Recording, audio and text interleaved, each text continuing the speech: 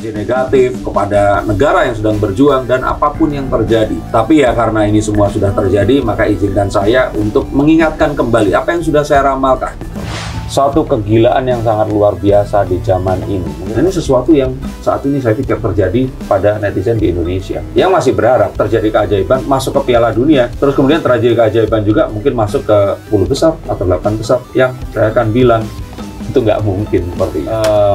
Mungkin ya kalau saya kira Pak Erick Thohir nggak usah dipikirin ya, karena dia termasuk menteri sakti yang akan selalu dapat tempat di hati Pak Prabowo dan Jokowi.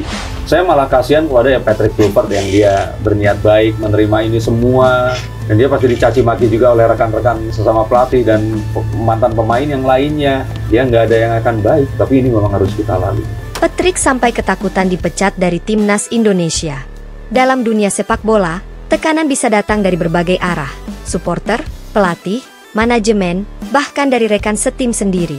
Itulah yang kini dirasakan oleh Patrick, seorang pemain yang namanya sedang ramai diperbincangkan di kalangan pecinta sepak bola Indonesia. Performanya yang belakangan ini menurun membuatnya dihujani kritik, dan isu pemecatan dari timnas Indonesia mulai menghantuinya. Awal perjalanan bersama timnas, Patrick bukanlah nama baru dalam skuad Garuda.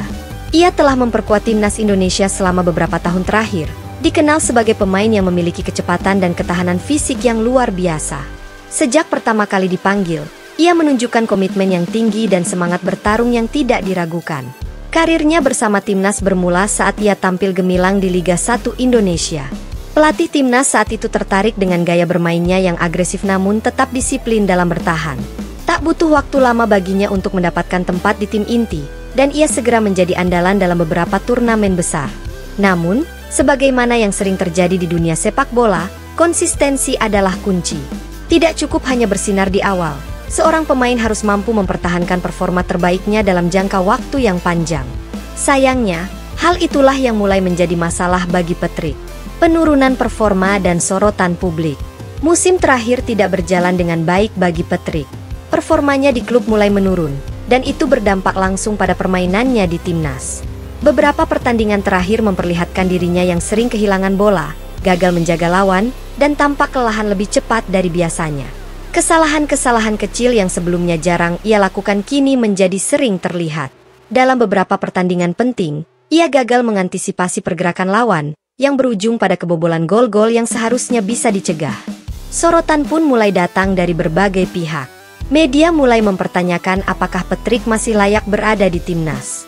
Para pengamat sepak bola menyebut bahwa performanya tidak lagi sepadan dengan standar pemain nasional. Di media sosial, supporter mulai melontarkan kritik tajam. Kalau mainnya begini terus, mending kasih kesempatan ke pemain lain, tulis salah satu komentar di media sosial. Kita butuh pemain yang punya mental juara, bukan yang gampang drop kayak gini, tulis yang lain. Sebagai seorang pemain profesional, tentu Patrick menyadari bahwa kritik adalah bagian dari pekerjaan ini. Namun, kali ini tekanan terasa jauh lebih besar dari biasanya. Ancaman dari pelatih dan manajemen timnas. Tak hanya kritik dari luar, pihak internal timnas pun mulai menunjukkan ketidakpuasan. Pelatih timnas Indonesia dikabarkan mulai mempertimbangkan untuk mengganti Patrick dengan pemain yang lebih segar dan tampil lebih konsisten di liga domestik. Dalam sebuah sesi latihan, pelatih secara langsung menegur Patrick di depan seluruh tim. Kamu tahu kan, ini bukan hanya tentang kamu, ini tentang tim, tentang negara. Kalau kamu terus bermain seperti ini, aku tidak bisa menjamin tempatmu di skuad utama, ujar sang pelatih dengan nada serius. Ucapan tersebut menjadi pukulan telak bagi Patrick. Ia tidak hanya harus berjuang melawan kritik dari luar, tetapi juga menghadapi kenyataan bahwa posisinya di timnas sedang terancam. Isu pemecatannya semakin kuat ketika daftar pemain untuk pertandingan berikutnya bocor ke media, dan nama Patrick tidak masuk dalam daftar 11 pemain utama. Meskipun namanya masih ada di skuad, banyak yang menduga bahwa waktunya bersama timnas sudah tidak lama lagi. Ketakutan akan pemecatan. Kondisi ini membuat Patrick semakin tertekan. Ia mulai merasa takut kehilangan tempatnya di timnas, sesuatu yang telah ia perjuangkan selama bertahun-tahun. Tekanan tersebut bahkan mulai mempengaruhi kepercayaan dirinya di lapangan. Dalam pertandingan uji coba, performanya terlihat semakin buruk. Ia terlihat ragu-ragu dalam mengambil keputusan, seringkali kehilangan fokus, dan tampak tidak menikmati permainan seperti biasanya. Kekhawatiran semakin menjadi ketika ia dipanggil untuk bertemu langsung dengan manajemen timnas. Dalam pertemuan tersebut, Mereka menyampaikan evaluasi terhadap performanya. Kami masih percaya pada kemampuanmu, tapi jika dalam beberapa pertandingan ke depan kamu tidak bisa kembali ke performa terbaik, kami harus mempertimbangkan opsi lain, ujar salah satu pejabat tim. Ucapan itu semakin membuat Patrick resah. Ia tahu bahwa waktu untuk membuktikan diri semakin sedikit. Jika ia tidak segera bangkit, pemecatan bukan lagi sekadar ancaman, tetapi akan menjadi kenyataan.